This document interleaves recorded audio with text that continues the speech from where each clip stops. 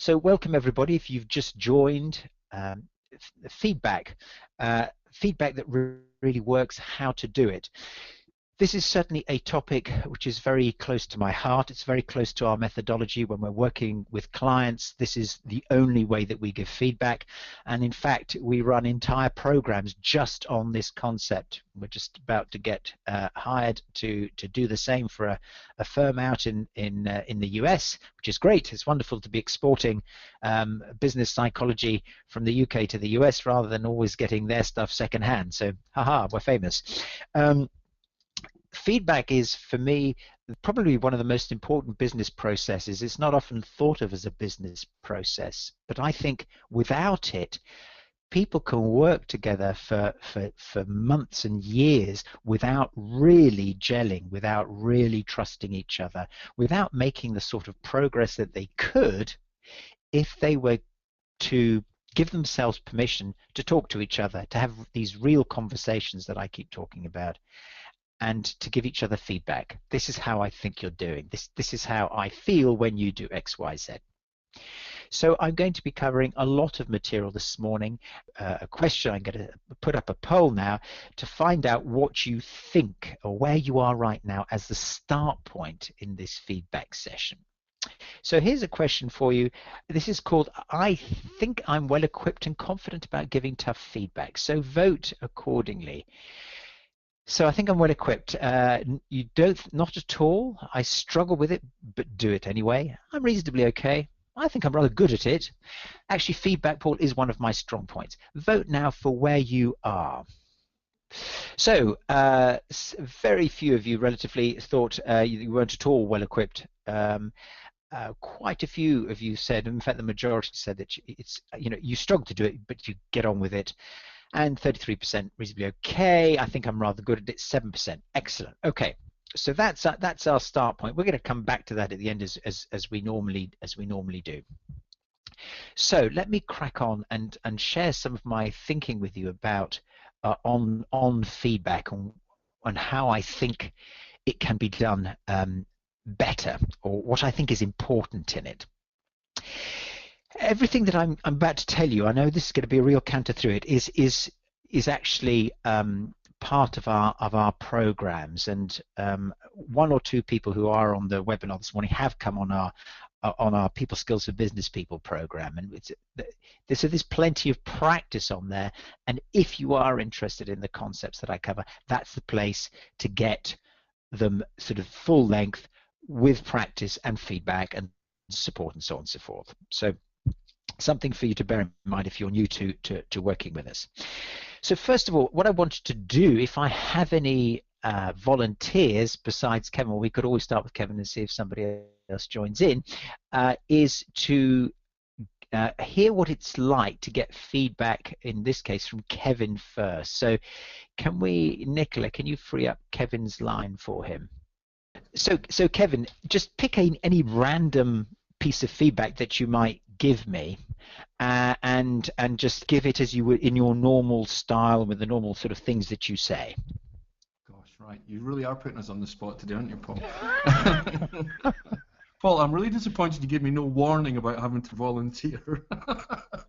Perfect. Okay. Thanks for that. Amanda, I think, is saying she's prepared to have a go. So what would I expect from you? If you're giving me a piece of feedback, anything random, it doesn't matter, what would that sound like? When you went on holiday last week, Paul, you left without having a handover of some of your duties. The impact of this was a couple of us didn't really know what work to pick up, what you'd already completed, and it impacted our customer experience. So next time when you go on holiday, please could you make sure you do a correct handover, and if you need some help with this, just ask me or one of the team members. Thank you very much. I feel suitably chastised. I was beginning to believe you there. So great. Thank you very much indeed for that. And I'm going to come back to both of you at the end to see if what I say influences your style of feedback at all. So that's the test. So what I want to show you, I'm going to kind of share the punchline with you right up front, which I normally don't, but I want to have I want you to have this structure or this framework in the back of your mind for the rest of my comments. So here's the structure that we get people, and I don't say ask because we tell them to use this when we're running our programs. And it's important for a number of reasons which hopefully will become clearer and clearer. But here it is. Okay, so the first thing, I ask people to think of three pieces of news, or what am I grappling for? Three pieces of information to share with the person they're giving feedback to. The first one is how they feel, and this is the person giving feedback. So how I feel. That is the first thing we need to think about. Two, what behavior or what thing has just happened to give me that feeling? And thirdly, why? Why am I having that feeling about that thing so much? And then what we ask people to do, we start out by asking and then we end up by telling them if they don't remember, is to pause. I'm going to come back to the real purpose of the pause, and it's not just partly for effect, but there are some other important things that go on while that's happening. So for example, how might that sound, giving piece of feedback? Amanda, I was really grateful to you for volunteering this morning, because it really helped the webinar to get off to a good start, to have a real participant joining in. And this is one for Kevin. Kevin, I was disappointed that you couldn't resist taking the mickey out of me, because I'm now thinking that you've dented my credibility. Let's hope that's not true. So you can see how this structure in the first place allows us to be very sparing with words, and that's one thing that I think is important, and I'll come back to it. So there's the structure that we follow, and I'm going to just minimize that now just to get it off to one side, so that we can cram some other drawings in here. Okay. So some things to avoid. I'm going to start off with the avoids, and then I'm going to go on to how to reduce the pain of feedback, and then I'm going to go on to how to strengthen your feedback, and end up with a few myths that I'd like to blow. But first, here are some things that I think we need to really strain to avoid. The first thing I think is too many words. We have a tendency to talk too much with too many, just too long a sentences, too much explanation. And some people think it's okay to do that because they're adding the full picture. It lets somebody understand them more fully. I think it stops people thinking, and it fogs the issue. It adds confusion. So this is when I hear lots of words, I think fog, I think confusion, I think no thinking time. The other bit of fog that I think we add when we're giving feedback is when we use moderators. This is one of my favorites. Kevin will know this. Things like a bit, slightly. I thought it was a rather, I've just done it now, a rather British habit. I thought it was a British habit, but I've been working in the States quite a bit recently. I just came back from Denver end of last week. I'm back out there in a couple of weeks' time. And actually, far from being really straight talking, my American colleagues, friends, new contacts, they do use a lot of ways of gentling down their language, and I call these moderators. They add confusion. I'm either worried or I'm not. I'm frustrated or I'm not. But I'm a bit frustrated. It doesn't really work for me. There is one caveat here. What can make these okay, if I can jump the gun very slightly on the positives, is if we give a mark. So sometimes if I'm saying to somebody, I'm worried, but I'm not big worried, I'm sort of a little worried. So I can say, I am a little worried, but then I say to them, and when I say a little, I do mean a little. I mean about a 3 out of 10. People, technical people, particularly engineers, I work with a lot of engineers and bankers and so on, love a number to put next to a feeling because it gives a scale. It gives it gives a metric that they can follow, and it also helps us to tidy up our language. So there's one way of overcoming that little piece of fog.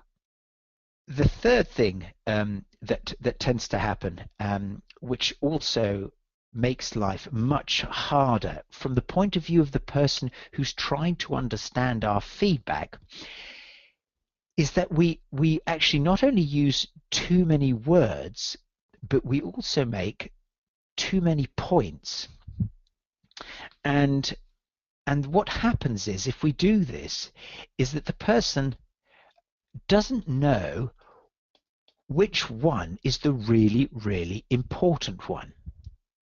They may think it's the first thing that you say, but then after that, they'll think, well, oh, maybe I'm supposed to pay attention to this one or this one.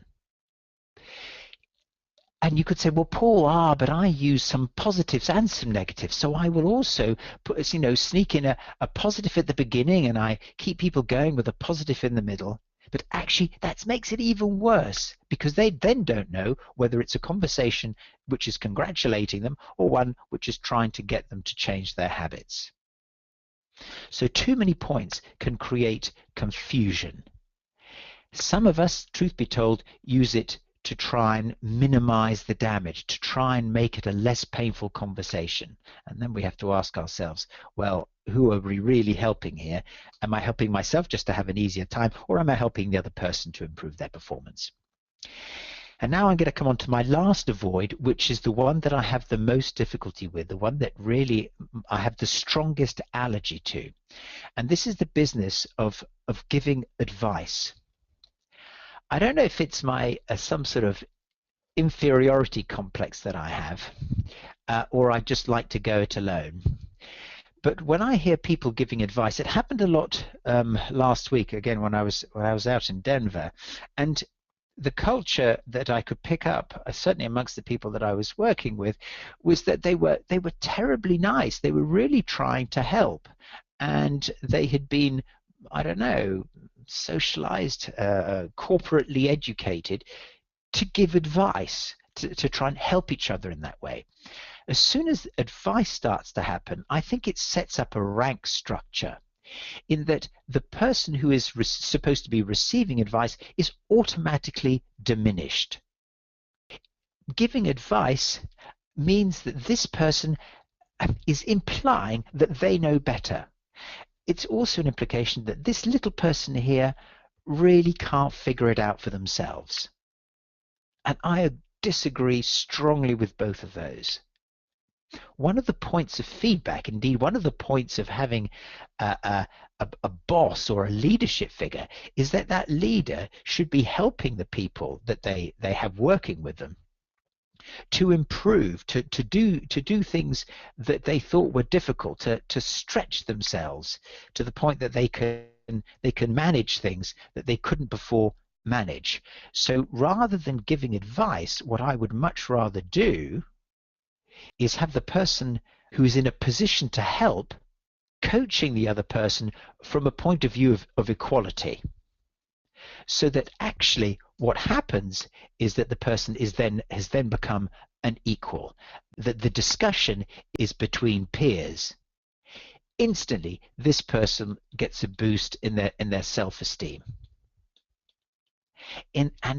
And what accompanies that is not just warm fuzzy feelings, but they actually begin to believe that they can do something that they didn't think they could do before. And that's exactly the state of mind that we need to get people into when we've just given them a piece of negative feedback.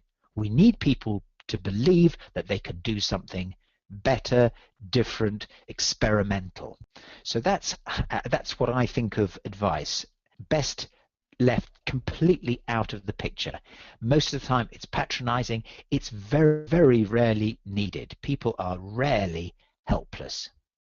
Okay, now I'm going to get on to now some pain reducers. This is how to reduce the pain of feedback for us and for them. but let's start with them. The first one, and if you've been on a webinar before with me, there's a possibility that you've actually seen me draw this graph before. I still like it now, and I don't mind drawing it for you again because I think it is so important. I think it's a very neat way of illustrating the whole idea behind needing to get to the point quickly. There are a couple of y-axes here just to really confuse you. This one here represents our ability to think straight.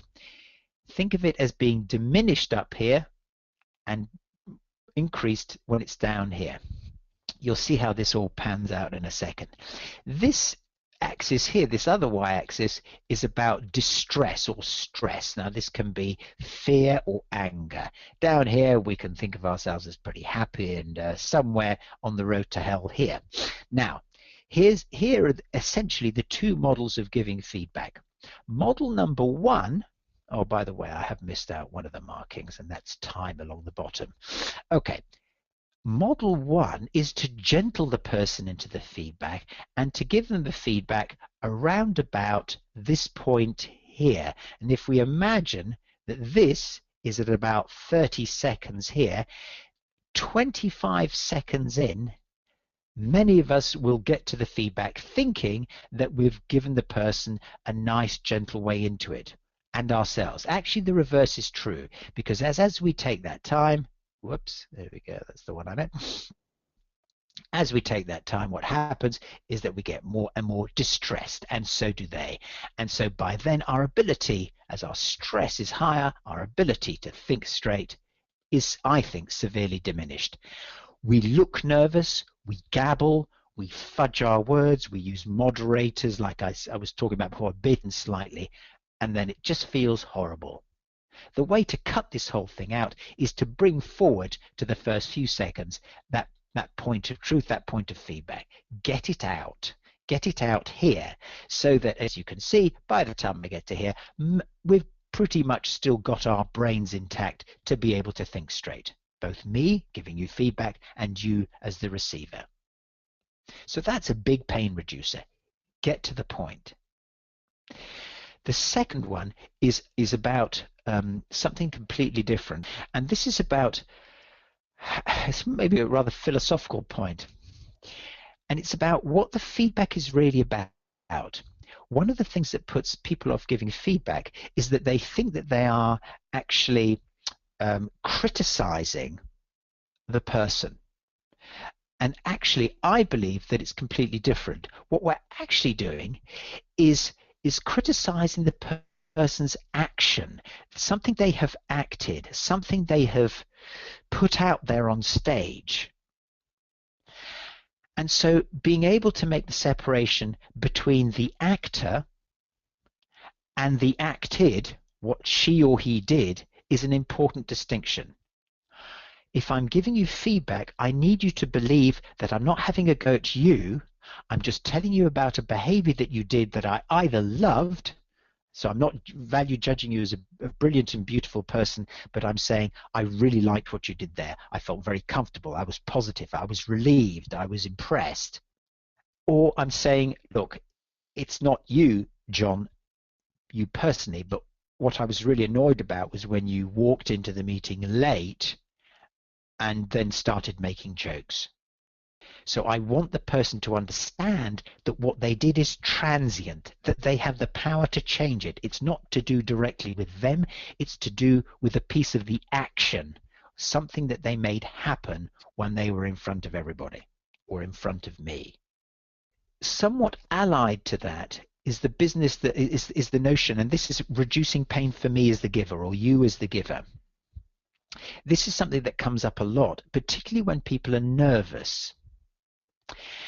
Lots of people get nervous about giving feedback because we're worried about the effect that it's going to have on the other person. We're worried about getting into a fight or having to witness a lot of emotion, and some of us aren't so happy that we know what to do with it.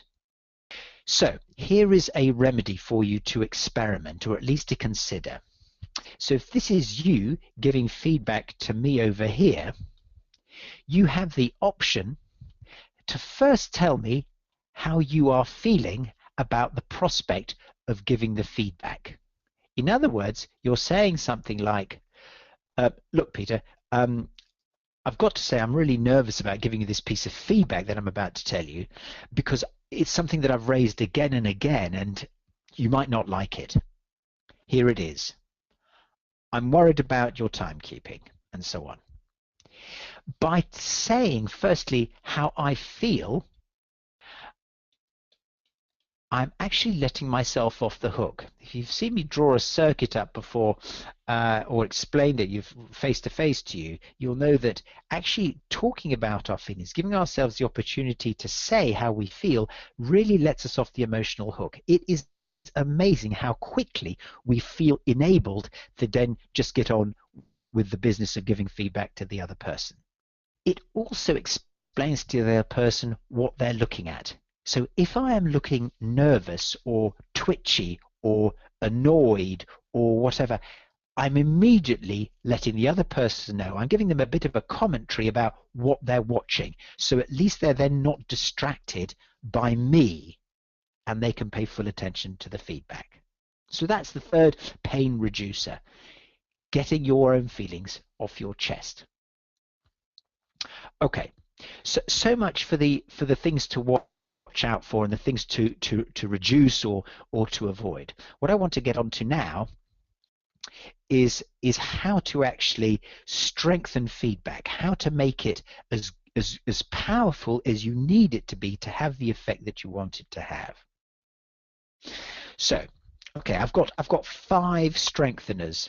And then I'm going to be, as I said, I'm going to be getting on to the myths to finish off with before question time. And I'm looking at the time thinking, okay, no time to waste. So these are the feedback strengtheners. There's a word.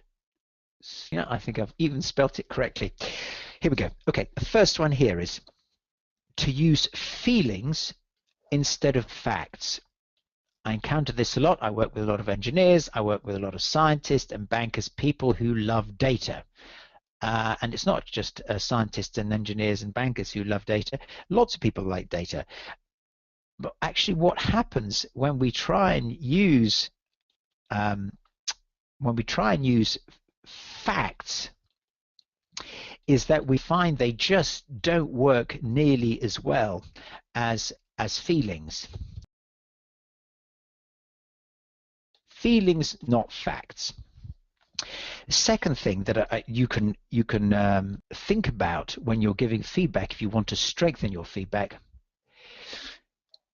is to actually be really specific. And the story I tell, this is something that happened, it's years ago now, and I haven't come up with a better example, is that there was a person that I worked with. I can't say I really coached him. I don't think it ever really got that far. I was on a big project for London Underground, and was working with this guy, and he worked in a big building, and I say big, it was 3 stories. It was down at the Elephant and Castle, actually, the tube station down there on the Bakerloo line. And he used to make a point of going around every single evening, and to every single person's desk, everybody who worked for him, there must have been about 45 people in the building who reported to him, and he would go up to every single person in the building, say, thanks, good night, thanks, good night, thanks, good night. Now, he thought he was doing a cracking job of giving people feedback. So when I asked him, giving people feedback, oh, I do that every day. I give feedback every day. I go around, I thank people, and he just didn't understand what effect that was having. And as it turned out, people were laughing behind his back. They kind of thought he was rather sweet and nice, but they didn't take him seriously. So he thought that he was giving feedback, but the problem here was that it was not specific. And even the thanks wasn't working as a nice gesture because he wasn't thanking people for anything in particular. So it didn't come across as genuine. So the poor chap was going to all that effort. It would probably take him 15 minutes every day to do it, but it wasn't getting him anywhere, and it really destroyed his credibility with regard to people paying attention to the feedback that he had for them. So being specific is essential. And that's the what about here. When you use the what about, when you get to that step, it has to be naming the behavior. Now this one, the next point I have for you is about deciding what you're going to do in feedback, because there, in a way, we could say there are two steps, and this is where I'm going to talk about the pause that I mentioned earlier on, and this is an important bit about the pause. I don't know the last time that you used a walkie-talkie. My girls have got them, and you probably know that with a walkie-talkie, unlike with a phone, you have this little button on top, and the little button enables you to either speak or listen. Now, you can't do both, and I think, as it turns out, this being forced into, I would say, doing one or the other is a really important lesson for us, because people who give feedback without pausing, without listening for the response, don't actually know what happened to the feedback. So once we've sent our transmission, it is absolutely vital that we listen to what's coming from the other end. What's coming back our way? We have to know that they've taken it seriously, and I can't transmit and listen at the same time. So the walkie-talkie for me is a great way of training ourselves to be quiet once we've said what we needed to say. Not least of all, it gives the person at the other end some opportunity to think. And if there's something that is we're very poor at these days, is pausing to think. So that's the piece about walkie-talkies. Send or receive. Don't try and do both when you're giving feedback. Give the person enough time to think about what you've told them. If you want them to take it seriously, if they have time to think, there's a hugely increased chance that they're actually going to take you seriously. So here's the fifth point of the five, fourth point of the five that I've got for you. And this is something that it's a bit cheesy, but I think it'll help you to remember it. This guy, I don't know if you remember, I don't know if you're old enough to remember, he wrote a song that's occasionally played even these days. And it was called "I Just Called to Say I Love You." And I was always impressed, which is probably rather sad, isn't it, that this guy, this big, tough guy, would go to the trouble of calling his girlfriend just that he loved her. I think that's a really brave thing to do. Now, it's maybe a bit of a corny example, but what I suggest to you that you experiment with is not running feedback into other conversations.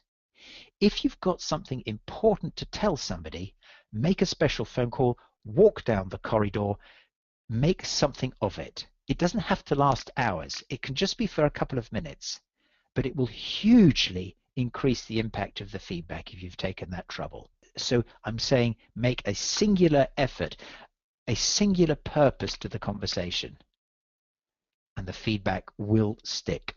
And lastly, this is about positives.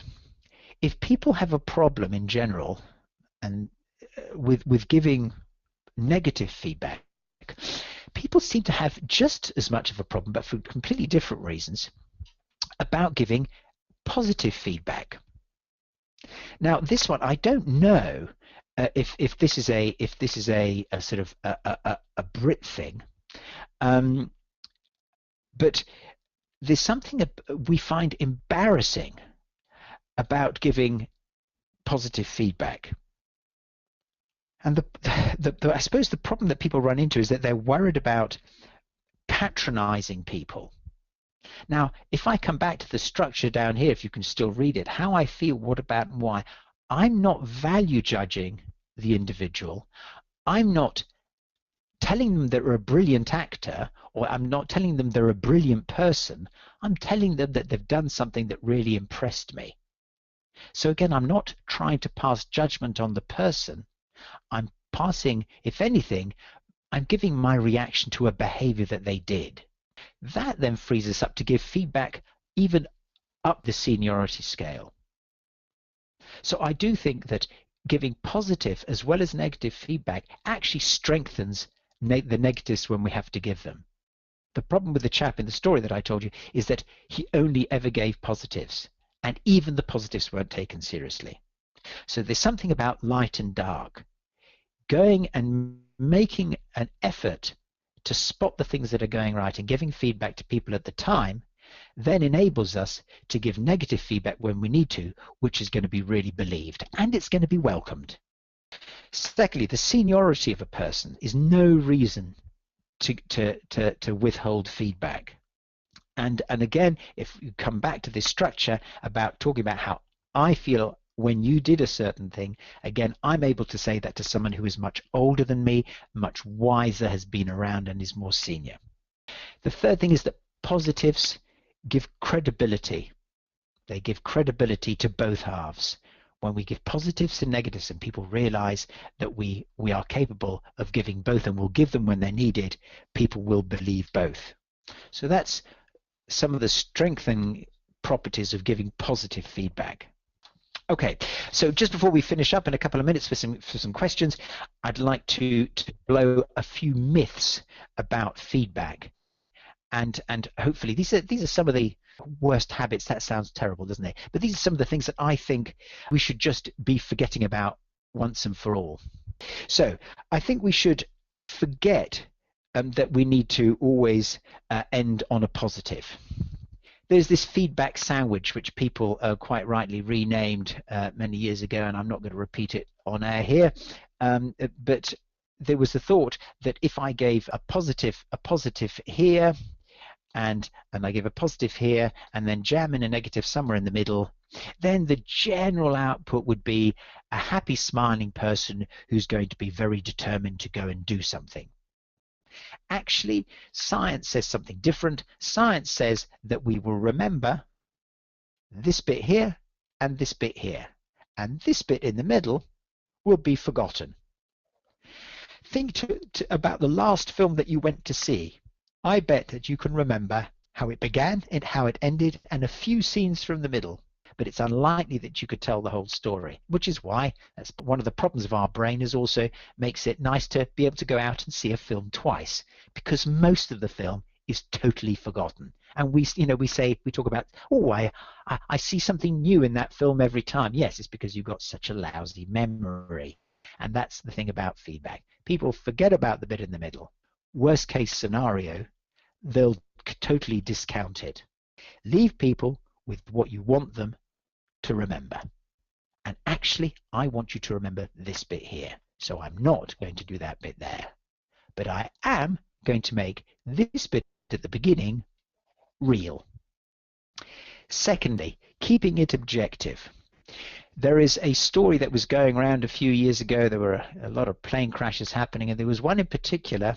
I can't remember which airline it was. Probably best, just in case you happen to be flying it this Christmas. It was a particular story. I think it was in Brazil, and pilots are notoriously, pilots and surgeons, unfortunately, two bunches of people who are really in charge of our lives a lot of the time. They have a reputation for being very arrogant, and this particular pilot was flying along in his aeroplane. And he says, something along. He looks at his instruments, and says, and the flight recorder recalls him saying something like, "What the bleep is it doing now?" And he was looking at his altimeter, and his altimeter was telling him that he was way too low down and that he was about to crash into a mountain. He didn't want to believe the altimeter. He wanted to believe himself. And what happens is, well, yeah, he crashed into the mountain about there and killed everybody. So the point here, rather brutally, is that we will pay attention to feelings more than we pay attention to facts. And that goes back to this point over here. Feelings win the day, because the facts we will always find a counter argument to.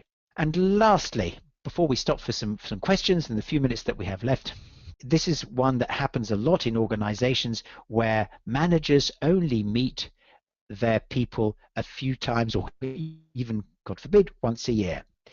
They end up giving lots of examples. So this is different to lots of feedback, but they say, okay, well, I'm going to give lots of examples about why this piece of feedback is correct. And actually, and that's trying to validate this piece of feedback.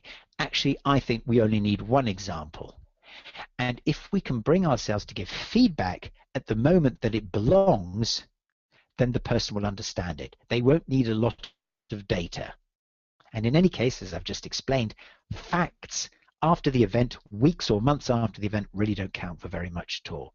All that happens is that people end up feeling judged. They end up feeling like they're being criticized, like a charge sheet is being read out to them. So you don't need a lot of supporting material, just one will do nicely. Okay, time for some questions. If you've got some questions, I'm going to unleash them and we will try and get them answered for you right now. So what I might do now while we're waiting for questions is just ask you on the poll. Let's just see how you are, how you respond to the poll now. So I'm going to just share the second poll with you while people are figuring out their questions. So this poll is now, I think I'm well equipped and confident about giving tough feedback. Not at all. I think I'll still struggle, but with it, but then do it. I think I'm now reasonably okay with it. I think I may be rather good at it, or it really could be one of my strong points. So vote away. I think we've gone up. We've got rid of the not at alls. We've got a few more, I think, our struggles, and I think considerably more. I think I'm now reasonably okay with it. So that's good news. Brilliant. It might be rather interesting if I could put if Amanda's up for it to say, to give that piece of feedback the way she'd do it now. Would you stick your hand up, Amanda, if you're happy to do that? If you're not, I totally understand. Thank you, Amanda. Hi. Right, So let's think quickly. I'm sorry, but it's all good stuff. It's all good stuff for real life, isn't it? Yeah, exactly. Yeah, exactly. You're amongst friends. Okay. Yeah. Okay.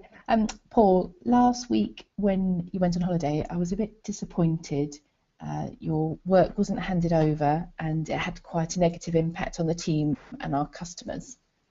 Wow. Okay. Now I can tell you truthfully that I feel even worse than I did before. But actually, what's really done it is hearing you say that you're disappointed, and I'm thinking, oh hell, I don't want to do that. I didn't need to hear anything else, and I would hand over properly next time. But so thank you for being a sport, and that's what was that like for you to do it differently? Thank you for unmuting me again. It felt a bit weird using less words. I've always used a BOCA feedback, so behaviour, outcome, consequence, action. So that's what I go through in my head.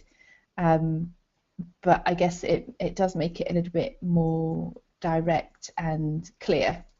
Yeah, because I figured the rest out and the implications and everything. I had it all there already. So brilliant. Well, thank you for being a sport, and we'll choose your nice book and shove it in the post to you. Thanks very much. All right, that's fantastic. I'm going to take a few questions now. So first one, can you point to the science of forgetting the negative? Oh, primacy and recency effect. Kevin, and that's what it's called. Yeah. The other one is that we tend to forget negatives if they're very brutally put. So when they were trying to do seatbelt advertisements or trying to get us all to wear our seatbelts, that what they found is that the more brutal, the more emotionally nasty the advertisement, they thought it would have a bigger impact. It didn't. People actually blocked it out. So those are two bits of science there for you. Kate asks, how can managers give feedback best when they are based remotely from each other? Very interesting. I did a big project last year with a massive IT consultancy who basically the people never saw each other's reports, and I reported to you, but then I'd get my feedback from somewhere else, and they had to collect it from 4 or 5 different people. Remotely for me says a little and often and build up a relationship. So make sure that you get to know the person. You take the trouble to get to know the person, albeit remotely, a long way before you need to give them feedback. You might not have the choice, but that would be the optimal. Secondly, stay in touch. When somebody's had a piece of feedback from you, and if it wasn't, especially if it wasn't very favorable, make sure that you stay in touch afterwards to show them that you still, that you still care, and B, that you're not just going to get in touch with them when you have a piece of feedback. So that's the two things I would say. Get to know them, build a relationship, albeit remotely, a little and often, and stay in touch. I hope that's good enough, Kate. Kate again, as an introvert, responses in the moment are never a strength. How do I manage this? That's a really interesting. I'm very interested in that question. What do you do if you're an introvert? I guess here's a possibility. I guess you probably know you're about to give somebody some feedback. You don't actually have to tell the other person out loud, but even if you can admit it to yourself out loud, in the corridor, in your cubicle, wherever you are, that will also help you. So the thing about feelings is that we have feelings very quickly here. We have feelings to send messages to ourselves and to the world. The fact is the world is always there in our minds, and this is getting a bit flaky, but bear with me. So the idea of emotions is that we want the world to know that we're having them because we're trying to tell it that we need something to happen differently, or we want to have something carry on. But we also have feelings to be able to communicate with ourselves. Speaking something out loud tells my feelings, tells my brain and my mind that feeling has fulfilled its communicative purpose. So if we think that feelings have a purpose of communication, if I can say to my brain or my mind, I heard it, I got it, I know I'm feeling this way, you can call off the extra messages, then actually it makes us feel better. So as an introvert, you don't have to say it out loud for it to have a benefit for you. Hopefully that's good enough, Kate. Come back to me if it's not. Hilary, how to respond when your feedback results in the other person bursting into tears. Okay.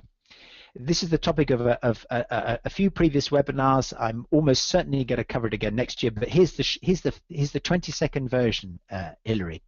This is about listening. You don't have to do anything more than listen and to pay attention to the other person. That is the most powerful, most compassionate and enabling thing you can do. If you can actually bring yourself in the moment to say, to describe to the other person what you're seeing, then you're in Rolls-Royce territory. This is how it might sound. It looks like that's really upset you. You're obviously upset.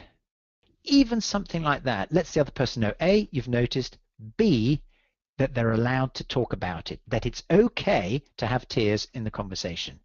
And what you'll find is that the tears clear up very, very fast.